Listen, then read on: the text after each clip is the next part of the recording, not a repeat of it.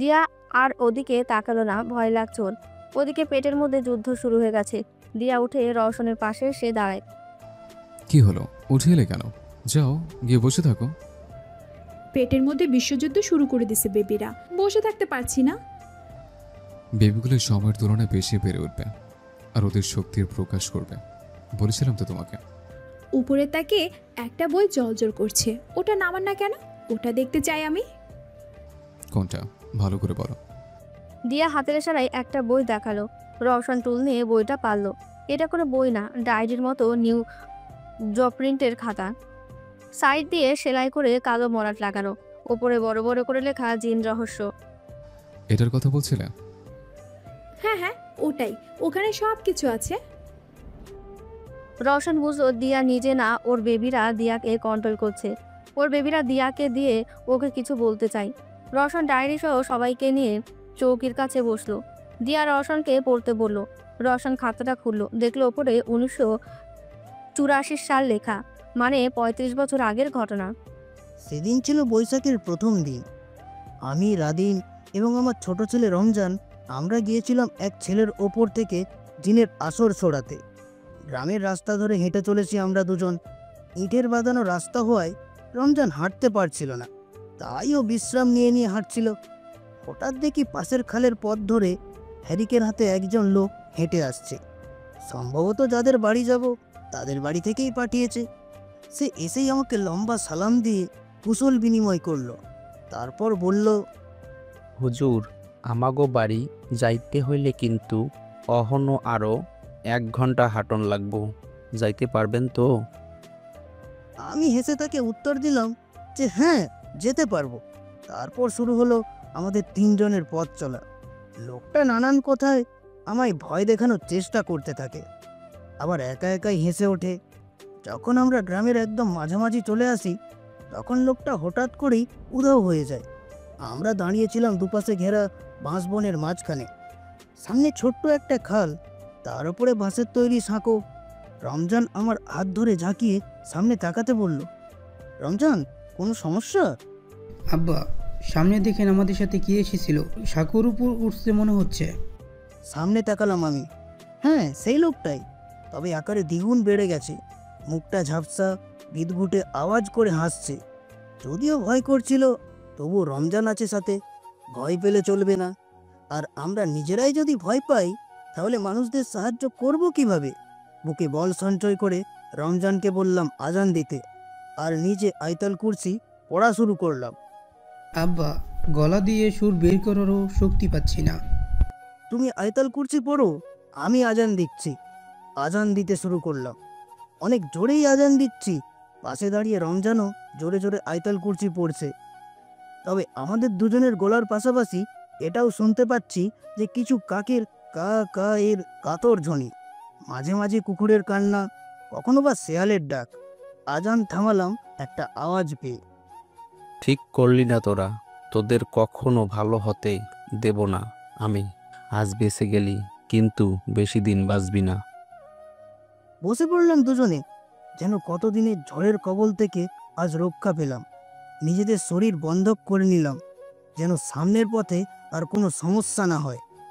চাঁদের আবজা আলোয় হেঁটে হেঁটে পৌঁছে গেলাম গন্তব্যস্থলে। বিপদ ঘটল বাড়ির উঠোনে। বাড়ির আয়তন মেপে দেখলাম 4 কাঠা। জমির 2 কাঠায় বাড়ি, 1 কাঠায় গাছপালা, আর 1 কাঠা সামনের উঠোন। আর সেই উঠোনে আমাদের দিকে চেয়ে বসে আছে একটা কাক আর একটা কুকুর। বুঝতে বাকি রইল না যে এরাই সে। ওদের ডিঙিয়ে বাড়ির ভেতরে ঢুকলাম। বাইরে থেকে সালাম দিলাম, আসসালামু আলাইকুম। 3-4 জন লোক হারকিন নিয়ে বাইরে চলে আসলো। সবাইয়ের চোখের কোণে পানি শুকিয়ে গেছে। ছেলেটার বাবা আমাদের দেখেই কেঁদে উঠল। হুজুর, আহেন, দেখেন আমার পোলাডার কি অবস্থা, ওরে বাঁচান হুজুর। সব ঠিক হয়ে যাবে। ভেতরে ঢুকতেই দেখলাম একটা 5-7 বছরের বাচ্চা ছেলে কাঁচা মাছ চিবিয়ে খাচ্ছে। গন্ধে গা গুলিয়ে উঠল। ছেলেটাকে শিকল দিয়ে বেঁধে রাখা হয়েছে। হাতে পায়ের নখগুলো কয়লার মতো কালো, দাঁতগুলো অত্যধিক লম্বা। ছেলেটার কাছে যেতেই ও বলে উঠল, এখানেও চলে এসেছিস? লাভ নেই, কিছু করতে পারবি না তুই। আমি নিয়ম মতো ওর চিকিৎসা করতে লাগলাম, কিন্তু কিছুতেই কিছু হচ্ছে না। শেষে নিজের গোলা থেকে আল্লাহর নামের লকেটটা খুলে চেপে ধরলাম ছেলেটার কপালে, আর জোরে জোরে সুরাজিং তিলাওয়াত করছি। রমজান কুরআন শরীফ মেলে সূরা বাকারা থেকে শুরু করে সূরা নাস অবধি পড়তে লাগলো। ছেলেটার শক্তি যেন দ্বিগুণ হয়ে গেল। 7 জন ধরে চেপে রাখলেও বেগ পাচ্ছি না ওর। ভোর 4টার কাছাকাছি দূর থেকে আজানের প্রতিধ্বনি শোনা যাচ্ছে। ছেলেটার চোখগুলো রক্তের মতো লাল হয়ে গেল। ভেবেছিলাম শুধু তোদের ক্ষতি করব, কিন্তু না, তোদের পুরো পরিবারকে শেষ করে দিব। তারপর থেকে আমার ভেতরে অদ্ভুত পরিবর্তন হতে শুরু করে। খেতে পারি না, ঘুমাতে পারি না। ঘটনার 14তম দিনে হঠাৎ রমজান নিখোঁজ হয়ে যায়। ওর খোঁজ আর পাওয়া যায়নি। দেখতে দেখতে কেটে গেল আরও 1 মাস। সেদিন আমি চৌকিতে বসে জিকির করছিলাম, এমন সময় চারিদিকে আধার ঘনিয়ে আসে।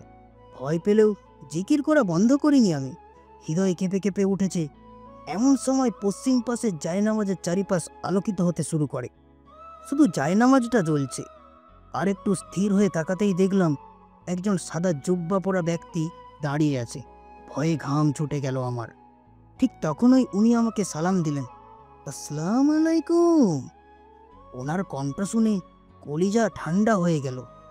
এত সুন্দর কণ্ঠ মনে হয় আমি আমার জীবনেই প্রথম শুনলাম। কোনো রকমে সালামের উত্তর দিলাম, ওয়ালাইকুম আসসালাম। তারপর কিছুক্ষণ ঘিরে নীরবতা বিরাজ করলো। এদিকে আমার কৌতূহল বেড়েই চলেছে। আমি ওনাকে প্রশ্ন করলাম, কে আপনি? এখানে কি চান? আপনাকে কিছু সংবাদ দিতে চাই। আমাকে আপনার হুজুর নিজামুদ্দিন পাঠিয়েছেন। নিজের শিক্ষকের নাম শুনে স্বস্তির নিঃশ্বাস ফেলি। তারপর মনকে শক্ত করে জিজ্ঞেস করি, কি খবর? আপনার ছেলে রমজান আর বেঁচে নেই। গতকাল রাতে ইফরিতরা তাকে হত্যা করে নদীতে ফেলে দিয়েছিল। হুজুর ওনার জানাজা করিয়েছেন। মাথা ঝিমঝিম করতে লাগলো। সেদিন বুঝলাম ছেড়ে হারানোর কষ্ট কি। পা দুটো অবশ হয়ে আসতে লাগলো। তখন উনি আবারও বলে উঠলেন, আপনার বংশ পরম্পরায় প্রতি প্রথম সন্তানের যমজ সন্তান হবে, তবে তারা পুরোপুরি মানুষ হবে না। আর মানুষ হলেও তাদের কাছে থাকবে আপনার এবং হুজুর নিজামুদ্দিনের অর্জিত শক্তি। কারণ ইফরিতরা ওয়াদা করেছে ওরা আপনার পুরো পরিবারকে শেষ করবে। আমার ছেলে রমজান। হুজুর এটাও বলেছেন যে আপনার বড় ছেলে রায়হানের প্রথম সন্তান হবে মানুষ। দ্বিতীয় সন্তানের যখন 5 বছর বয়স হবে তখন ইফরিতরা ওকে নিয়ে যাবে।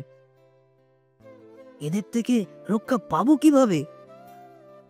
আপনাদের বংশে এমন যমজ সন্তান আসবে যার একজন হবে ছেলে আর একজন মেয়ে। ওরাই আপনাদেরকে রক্ষা করবে। আর ওরা তখনই শক্তি পাবে যখন ওদের মা মারা যাবে। আর পড়ল না রওশন। প্রেমিকা দিয়ার দিকে তাকিয়ে আছে। দিয়া চুপচাপ বসে আছে। রওশন দিয়াকে কোলে নিয়ে ঘরে চলে গেল। রওশন এসব মানবে না। ও কখনো দিয়াকে এমন পরিস্থিতিতে পড়তে দেবে না। তাহলে কি উপায় আপু? আমরা সত্যিই চাই না যে ছোট ভাবির কিছু, নিজেদেরকে যেভাবে হোক বাঁচাতে হবে। জানি না কি হবে। রওশন রুমে এসে দিয়ার ওড়না নিল। তারপর দিয়ার হাতে ওড়নার এক পাশ বেঁধে নিজের হাতে এক পাশ বাঁধল। আমার চোখের সামনে একদম নড়বে না। যা লাগবে সব রহিমা খালাকে বলবে। যেটা 35 বছর আগে ঠিক হয়ে আছে সেটা তো বর্তমানে ঠকবেই। So just chill. চলুন আজ লং ড্রাইভে যাই। চুপচাপ ঘুমাও, না হলে মারবো। মারবেন? নারী নির্যাতন কেস করব, পরে জেলের ভাত খেতে হবে কিন্তু। প্লিজ দিয়া পাখি, প্লিজ। আর পারছি না এসব শুনতে, পারছি না সহ্য করতে। আমি তো মানুষ। প্রথমে রোশন, তারপর তোমার অপারেশন, তারপর সেদিন তোমার আর রোশনের ঝামেলা, আর এখন তুমি আর বেবিরা। আপনি পাঠিয়েছিলেন আপনার ভাইয়ের কাছে। কি করব? আর যে কোনো উপায় ছিল না। তবে আমি জানতাম তোমার কোনো ক্ষতি হবে না, কারণ কোনো জিনই বিবাহিত মেয়েদের উপর জোর খাটাতে পারে না। ইন্টেলিজেন্ট বেটা। কি? কুছ নেই। যাই হোক, যা হওয়ার তাই হবে। ফিউচার নিয়ে ভেবে প্রেজেন্ট নষ্ট করা কোনো মানেই হয় না। আচ্ছা, আমাদের বেবির নাম তাহলে ঝুনঝুনি ফাইনাল? না না, একটা করে ভালো নামও রাখতে হবে। ডেরি থাকবে, কাল তোমাকে নিয়ে হসপিটাল যাব। দিয়ার উচ্ছ্বসিত মুখ এক নিমেষেই মলিন হয়ে গেল। রওশন কি চাচ্ছে? তবে কি রওশন অ্যাবর্শন করিয়ে ফেলতে বলবে দিয়াকে? পরদিন বিকালে ডাক্তারের কাছ থেকে বাড়ি ফিরল রওশন দিয়া। কাঁদতে কাঁদতে দিয়ার চোখ মুখ ফুলে গেছে, তবুও নির্দয়ের মতন রওশন দিয়াকে ফেলে অফিসে চলে গেল। দিয়া পেটে হাত বুলাচ্ছে আর অনবরত কাঁদছে। ঠিক তখনই তিথি আসলো। ও দিয়াকে নিয়ে যাবে। সবুজ টিয়ার বিয়ে শেষ না হওয়া পর্যন্ত দিয়াকে তিথি নিজের কাছে রাখবে। দিয়া বেবি, কই তুই? তুই? চল, কাল সবুজদের বিয়ে আর তুই এখানে? চিন্তা করিস না, সব ঠিক হয়ে যাবে। প্রথমবার হয়নি তো কি হয়েছে, পরের বার হবে। যাব না আমি, প্লিজ জোর করিস না। তুই না গেলে ওরা বিয়ে করবে? সব জেনে শুনে ওদের বিয়ে ভাঙতে চাচ্ছিস? নে তাড়াতাড়ি রেডি হ, আমি তোর প্রয়োজনীয় জিনিস গুছিয়ে নিচ্ছি। রিবিকার পারমিশন নিয়ে টিয়াদের বাড়ি চলে আসলো তিথি দিয়া। দিয়া এসে ঘুমিয়ে পড়ে। রাতে যখন ঘুম ভাঙে তখন তাকে ও রওশনের বুকের ওপর ঘুমাচ্ছে। রাগে অভিমানে দিয়া উঠে ঘরের মধ্যে হাঁটাহাঁটি শুরু করে দিল। সারা রাত ওভাবেই হেঁটেছে। রওশন টের পেলেও কিছু বলল না। পরদিন বিকালে নির্বিঘ্নে বিয়েটা শেষ হতেই দিয়াকে নিয়ে ফিরে আসে রওশন। দিয়াকে খাইয়ে দিয়ে দাদাজানের রুমে চলে যায় রওশন। দিয়া গালে হাত দিয়ে রওশনের বলা প্রতিটা কথা বোঝার চেষ্টা করছে। সেদিন হসপিটালে। দেখো দিয়া পাখি, আমি চাই না তোমার কোনো ক্ষতি হোক, আর তুমি চাও না বেবিদের কিছু হোক। আমি তোমাকে অ্যাবর্শন না চেক আপ করানোর জন্য এনেছি। তবে তোমাকে যে কোনো একটা অপশন বেছে নিতে হবে। 1 আমি, 2 বেবিরা। এবার তুমি ঠিক করো কাকে চাও। আমাদের 3 জনকে তুমি কখনো একসাথে পাবে না। দেখুন, আমি আগেই বলে দিয়েছি, আমি বেবিদের চাই। আপনারা 3 জন একসাথে থাকবেন, ভালো থাকবেন, সব ঝামেলা মিটে যাবে। ব্যাস, আমি থাকি বা না থাকি তারা থাকবে। তাহলে জেনে রাখো, তুমি আমাকে 14 দিন পর আর পাবে না। তুমি তোমার বেবি নিয়ে থাকো। এদিকে রওশন নামাজ পড়ে কোরআন তিলাওয়াত করছে আর সে জিনটার জন্য অপেক্ষা করছে, যে দাদাজানের সাথে কথা বলেছিলেন। ডায়েরির অবশিষ্ট। তবে বাচ্চাদের মাকে বাঁচানোর একটা উপায় আছে। কি উপায় সেটা আমিও জানি না। রায়হানের বড় ছেলেকে সেদিন 2 রাকাত নফল নামাজ পড়ে কোরআন খতমের উদ্দেশ্যে তিলাওয়াত করা শুরু করতে হবে। ততক্ষণে হুজির নাজিমুদ্দিন কর্তৃক সেই জিন এসেই উপায় বলে দেবে 5 বছর পর। আজ আমার ছেলে রায়হানের যমজ সন্তান হলো রওশন ও রোশান। রওশন বড়, তাই ওই হবে আগামী দিনে জিনের পিতা, আর রোশানকে নিয়ে যাবে ইফরিত্তরা। আমি দাদা হয়ে কিছুই করতে পারবো না, তবে চুপ করেও থাকবো না, কারণ রাদিন আজ আমার সমস্ত জ্ঞান অর্জিত সমস্ত শক্তি এই লকেটে জমা করে দিবে। তারপর যাব ইফরিত্ত রাজ্যে। তোমরা কেউ হয়তো বা জানবে না এগুলো, কারণ আমি আমার ঘর বন্ধক করে রাখছি। তবে যেদিন সময় হবে এবং ওরা আসবে, সেদিন জোরে আমার ঘরে ঢোকার অনুমতি পাবে। আল্লাহ হাফেজ। আল্লাহ তোমাদের সহায় হন। রওশনের সুরেলা কণ্ঠের তিলওয়াত নিচ অব্দি পৌঁছে গেছে। দিয়া গুটি গুটি পায়ে সিঁড়ি বেয়ে ওপরে আসতে থাকে। ঠিক তখনই ওর মনে হলো ওর পেটে কেউ কিছু দিয়ে আঘাত করছে। দিয়া সিঁড়ির ওপর বসে পড়লো। তারপর পেটে হাত রেখে কাঁদতে কাঁদতে গোঙাতে লাগলো। বাবু, তোমরা কেন তোমাদের আম্মুকে কষ্ট দিচ্ছ? তোমরা কি তোমাদের আম্মুকে ভালোবাসো না? তোমাদের কি আমাকে পছন্দ হয়নি? জানো, ছোটবেলা আমার আম্মুও ছিল না, অনেক কেঁদেছি আম্মুর জন্য, তবুও ফিরে পাইনি। তোমাদের জন্মের পর তো আমি থাকবো না, তখন না হয় তোমরা ভালো থেকো। তোমাদের জন্ম হওয়া পর্যন্ত স্থির থাকো, না হলে তোমাদের আব্বু যে তোমাদেরকে ভুল বুঝে কষ্ট পাবে। আমি জানি তোমরা নিষ্পাপ, তোমরা ইফরিতের জন্য এমন করছো, কিন্তু দেখো সব ঠিক হয়ে যাবে। পৃথিবীর বেস্ট বেবি হবে তোমরা। আমাকে তোমাদের আব্বুর কাছে যেতে দাও প্লিজ। দিয়া অনুভব করতে লাগলো ওর পেটটা নর্মাল হয়ে গেছে। মায়ের কথা হয়তো ভ্রূণে থাকা সন্তানও বুঝতে পারে। ও চোখের পানি মুছে সিঁড়ি বেয়ে ওপরে উঠতে লাগলো। রওশন দরজা ভেতর থেকে লাগিয়ে দিয়েছে আর পর্দা টেনে দিয়েছে, যার কারণে দিয়া ঢুকতে গিয়ে ধাক্কা খায়। দিয়া দরজায় গা ঘেঁষে বসে পড়ে। ভেতরে রওশন যখন 14 প্যারায় পড়ছে তখন ওর রুমটা পুরো অন্ধকার হয়ে যায়। রওশন বুঝে যায় যে সে আসছে, তাই তিলওয়াতটা আরো গভীরভাবে এবং জোর গলায় করতে লাগলো। রওশনের ঠিক সামনে বসে আছে সে, তবে উজ্জ্বল আলো থাকায় কোনো কিছুই দেখা যাচ্ছে না। আসসালামু আলাইকুম রওশন। ওয়ালাইকুম আসসালাম। নিজের স্ত্রীকে বাঁচাতে গেলে আমাকে আপনার মধ্যে সমাহিত হতে হবে। আপনার শরীরকে নিজের নিয়ন্ত্রণে নিতে হবে, সেটাও আপনার অনুমতি নিয়ে। আমার কি করণীয়? আপনাকে কিছুই করতে হবে না, যা করার আমি করব। তবে আপনার স্ত্রীকে অনেক কিছু করতে হবে। বাচ্চাদের সামলে রাখতে হবে, তাদের ভ্রূণ থেকেই পর্যাপ্ত শুভচিন্তা নিয়ে ভাবতে শেখাতে হবে, অনুভূতি তৈরি করতে হবে। রোশন, বাঁচবে। ইফরিত, ওদের বাচ্চাকে ধ্বংস করতে হবে। তার জন্য আমার আপনার শরীর প্রয়োজন। আপনি আমার মধ্যে সীমাহিত হন, অনুমতি দিচ্ছি আমি। রওশন কথাটা বলে চোখ বুজে ফেলে। কিছুক্ষণ পরও অনুভব করলো একটা দমকা গরম বাতাস ও শরীর শুয়ে গেছে। ও আবার কোরআন তেলাওয়াত শুরু করে। রাত 8টায় কোরআন খতম হয়। কোরআন শরীফ এবং জায়নামাজ গুছিয়ে ও দরজা খুলে বাইরে আসে, কিন্তু দরজা খুলতেই ওর চোখ আটকে যায় মেঝেতে পড়ে থাকা দিয়ার ওপর। দিয়া শুয়ে শুয়ে চোখ মেরে ওর দিকে তাকিয়ে আছে। তুমি এখানে কি করছো দিয়া পাখি? কিছু না। বলে উঠে চলে গেল দিয়া। রওশন দিয়ার ব্যবহার মোটেই ভালো লাগছে না, কোথাও একটা ঝামেলা আছে।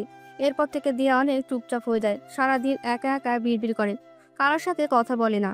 রওশনকে দেখলেই একভাবে তাকিয়ে থাকে আর পেটে হাত বোলায়। আজ পূর্ণিমা। রওশন ক্ষিপ্ত হয়ে ইয়ারাব ম্যানশনে আসে। রওশন তখন দিয়ার বিছানার পাশে নামাজে দাঁড়িয়ে কাঁদছিল আর দিয়ার জন্য আল্লাহর কাছে দোয়া চাইছিল। বাহ ভাই বাহ, কি খেললি তোরা! রোশনের রাগ মিশ্রিত কণ্ঠ শুনেও বিন্দুমাত্র নড়ল না রওশন। দুদিকে সালাম ফিরিয়ে মোনাজাতের জন্য অগ্রসর হলো। রোশন রাগে দিয়ার দিকে এগোতে লাগলো। দিয়ার উপর উবু হয়ে শূন্যে ভাসতে লাগলো রোশন। দুই হাতে দিয়ার গলা চেপে ধরতেই রওশন এসে রোশনের হাত ছাড়িয়ে নেয়। তোমার সমস্যা আমার সাথে রোশন, দিয়া পাখির সাথে না। যদি প্রকৃতি ইফরিত হও তাহলে আমার সাথে লড়াই করো।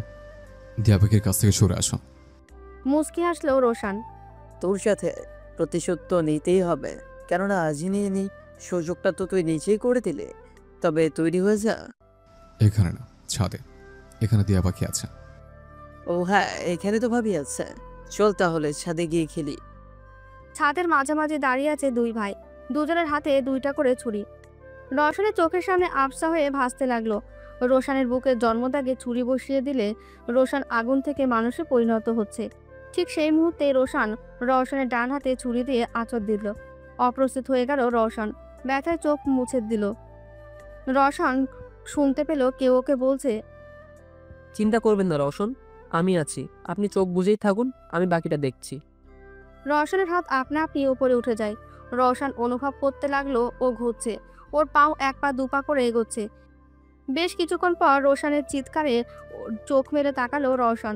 চোখের সামনে রোশন পড়ে আছে আর ওর বুকে ছুরি গেঁথে রেখেছে রওশনের হাত। রওশনের চোখ দিয়ে পানি পড়তে লাগলো। রোশনের চোখ স্থির। রওশন ছুরি ছেড়ে রোশনের মাথা নিজের কোলে রাখলো। ভাই, ভাই দেখ, দেখ আমার দিকে, ঠিক হয়ে যাবে তুই, কিচ্ছু হবে না তোর। রোশন দেখ, আমি তোর ভাই। ছুরিটা হাওয়ায় মিলে গেল। চোখ বুজে নিল রোশন। রোশনকে নিজের কাঁধের সাথে হেলান দিয়ে টেনে দাদাজানের ঘরে নিয়ে গেল। চৌকিতে রোশনকে শুয়ে দিয়ে ওর হাত ধরে বসে কাঁদতে লাগলো। বিশ্বাস কর ভাই, আমি কখনো তোকে কষ্ট দিতে চাইনি।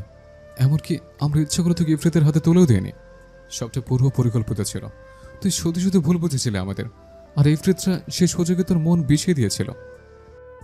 সকালে রওশনের ঘুম ভাঙতেই ও দেখলো রোশন চৌকিটার ওপর বসে অদ্ভুতভাবে ওর দিকে তাকিয়ে আছে, পরনে একটা গেঞ্জি আর লুঙ্গি। দেখ ভাই, আমার পরনে এইসব কি, লুঙ্গি ফুঙ্গি?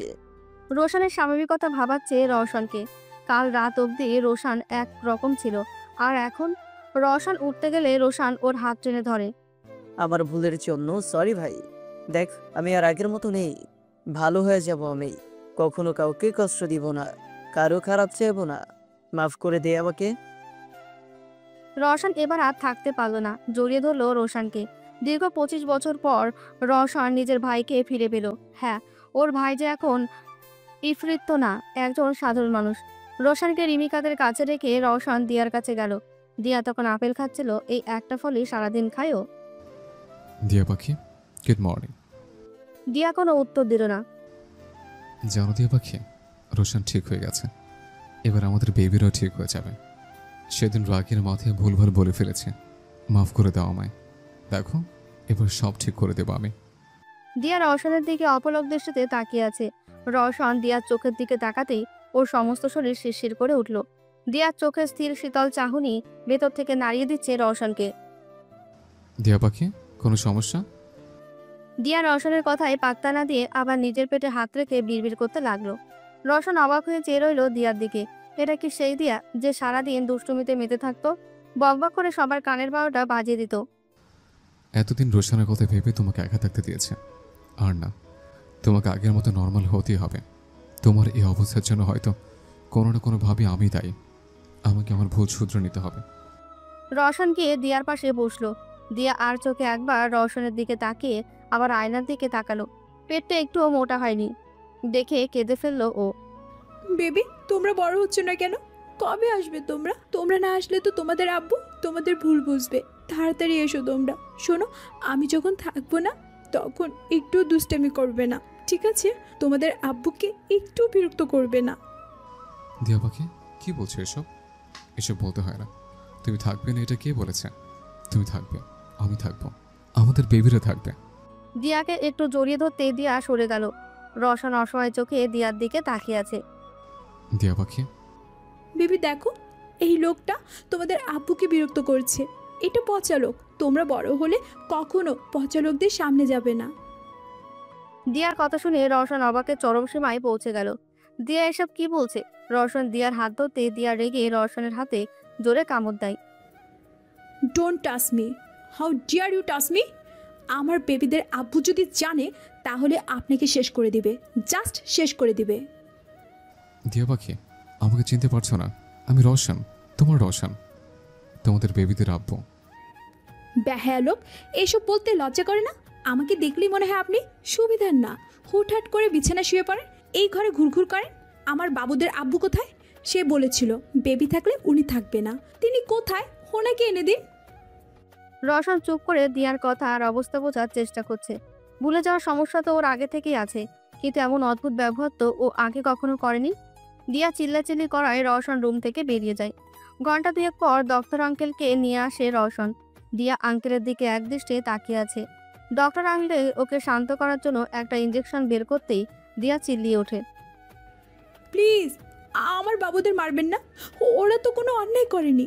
ওদের আব্বু ওদের মারার জন্য আপনাদের পাঠিয়েছে, তাই না? দয়া করে ওদের কিচ্ছু করবেন না। ওরা খারাপ বেবি না, ওরা অনেক ভালো বেবি হবে। প্লিজ চলে যান। রওশন কিছু বলতেই যাচ্ছিল, কিন্তু আঙ্কেল ওকে চুপ থাকতে বলেন। মামনি, বেবিদের কিচ্ছু হবে না। আমরা তো এটা বেবিদের ভালোর জন্যই দিচ্ছি। এটা মেডিসিন। বেবিরা তাড়াতাড়ি বড় হয়ে যাবে, তারপর তোমার সাথে খেলবে। আমি জানি বেবি হলে আমি মরে যাব। রওশনকে নিয়ে বেরিয়ে আসলো ডাক্তার আঙ্কেল। দেখলেন তো আঙ্কেল, আমাকে অবধি চিনতে পারছে না। সে 11 দিন আগের কথা এখনো চলছে আর এমন করছে। ডিপ্রেশন চলে গেছে মেয়েটা। বেবিদের জন্য অতিরিক্ত চিন্তা, আত্মার প্রতি ভয়, এই দুইটার জন্য ওর কথা মনে থাকলেও কাউকে ঠিকভাবে চিনতে পারছে না, বিশ্বাস করতে পারছে না। মেয়েটাকে নিয়ে সত্যি বা টেনশন হচ্ছে। যদি একা থাকতো তাহলে সমস্যা ছিল না, কিন্তু ওর সাথে এখন বেবিরাও আছে। সবসময় আমার ভুলের জন্য সবাই সাফার করে। তোমার জন্য কিন্তু সব সমস্যার সমাধান হয়, এবারটাও হবে। তোমাদের ফ্যামিলির জিনদের কি অবস্থা? ডাক্তারের কথায় রওশন নীরবতা পালন করে উনি আবারও বলেন, দিয়াকে নিয়ে ভেবো না। প্রপার সাপোর্ট পেলে ও আবার আগের মতো হয়ে যাবে। এই বিষয়ে রিমিকা রোশনি ভালো বুঝবে।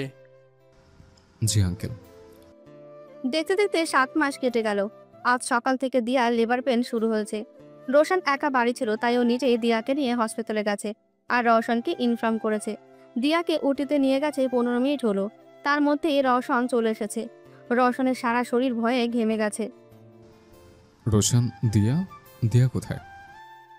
ওটিতে। 5 মিনিট পর বাচ্চাদের কান্নার আওয়াজ শোনা গেল। ওদিকে রওশন দিয়ার অবস্থা জানার জন্য অস্থির হয়ে আছে। একজন নার্স 2টা সাদা ধবধবে বেবি নিয়ে বাইরে বেরিয়ে আসলো। কংগ্রাচুলেশন মিস্টার ইয়ারাভ, আপনি যমজ সন্তানের পিতা হলেন। একটা মেয়ে, একটা ছেলে।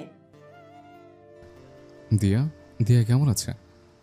আম্মু ভালো আছে। আব্বু আমার একটু কষ্ট দেয়নি আম্মুকে। ছেলে বেবিটা বলে উঠল। নার্স ভয়ে একটা চিৎকার দিল। পেট থেকে বাইরে সেই বাচ্চা কথা বলে কিভাবে? রওশন আর রওশন বেবিদের কোলে নিল। রওশন ছেলে মেয়েদের কপালে চুমু দিয়ে চেয়ারে বসে রইল। আজ কোনো ভয়, কোনো জিন, কোনো অশুভ শক্তি ওদের জীবনে নেই। সব বাধা শেষ, সব আশঙ্কা শেষ। তবে এই জয়টা অর্জনের পেছনেও রয়েছে এক কালিমায় ঘেরা রাত। 3 মাস আগে দিয়া তখন 5 মাসে প্রেগনেন্ট। দিয়া তখনও মানসিক ভারসাম্যহীন। কথায় কথায় রওশনকে কামড় দেয়, রওশনের চুল টেনে ছেড়ে।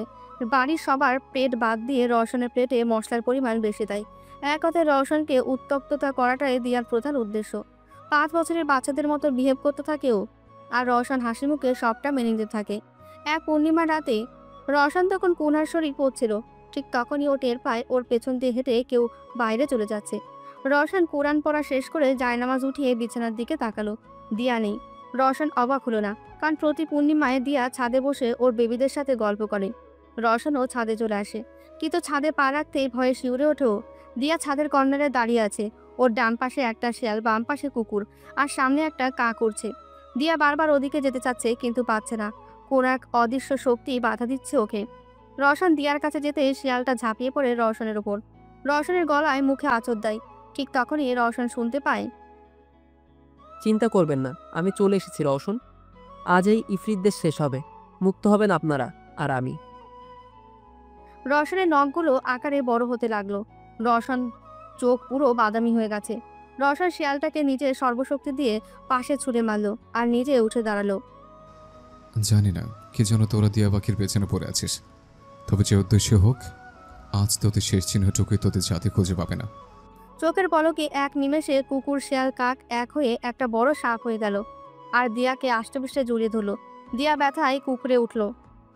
ওর চোখের সামনে ভেসে উঠল রওশনের সেই মায়াবী চোখের হাসি মাখা মুখ। পেটে ব্যথায় শেষ হয়ে যাচ্ছে দিয়া। বেবি, তোমরা কিছু করো, না হলে এই সাপটা আমাদের মেরে ফেলবে। তোমরা না স্ট্রং বেবি, ভবিষ্যতের জিন। হঠাৎ একটা অবয়বের কর্কশ গলা শোনা গেল। কথার সাথে ভেসে আসছে ফোঁস আওয়াজ। তোদের দাদা আমাকে 2টা শরীর দেয়নি, কিন্তু সে অনেক বুদ্ধিমান, তাই আজ তোদের 4টা শরীর পেতে চলেছি। সেদিন 2টা শরীর নিলে শক্তি হয়তো পেতাম, কিন্তু আজকের চেয়ে কম। আজ তোদের শরীর নিব আমি। রওশন দেখলো দিয়া শ্বাস নিতে পারছে না, তাই কাতর কণ্ঠে বলল, শুধু আমাকে মারো, ওদের ছেড়ে দাও। আমার দাদা যেন ভুল করেছেন, তার শাস্তি আমি পাবো, ওরা না। তবে তাই হোক, জাদু ছুরি আনো আর নিজেকে শেষ করো। কথাটা শোনা মাত্র দিয়া চিল্লিয়ে উঠল, না রওশন, প্লিজ নিজের কিচ্ছু করবেন না, আল্লাহর দোহাই লাগে, নিজের ক্ষতি করবেন না। চোখ বুঝতে রওশনের হাতে ছুরি এসে যায়, আর রওশন ছুরিটা তুলে দিয়ার দিকে তাকায়। আমাদের পথ ছিল এখানে শেষ, দিয়া পাখি। আমি এটা জেনে গেলাম যে তুমি আমাকে চিনতে পেরেছ। পরকালে যা হবার তাই হবে, কিন্তু মৃত্যুর আগে যে শান্তিটা পেলাম সেটাই অনেক। বেবিদের খেয়াল রেখো, ওরা কিন্তু আমারও বেবি। সেদিন রাগের মাথায় কি না কি বলেছে, তার জন্য ক্ষমা করে দিও। আরেকটা কথা, ভালোবাসি তোমাকে, এটা সব সময় অনুভব করো। রওশন ছুরিটা নিজের পেটে ঢুকিয়ে দিল। রওশনের পেট বেয়ে রক্ত পড়ছে।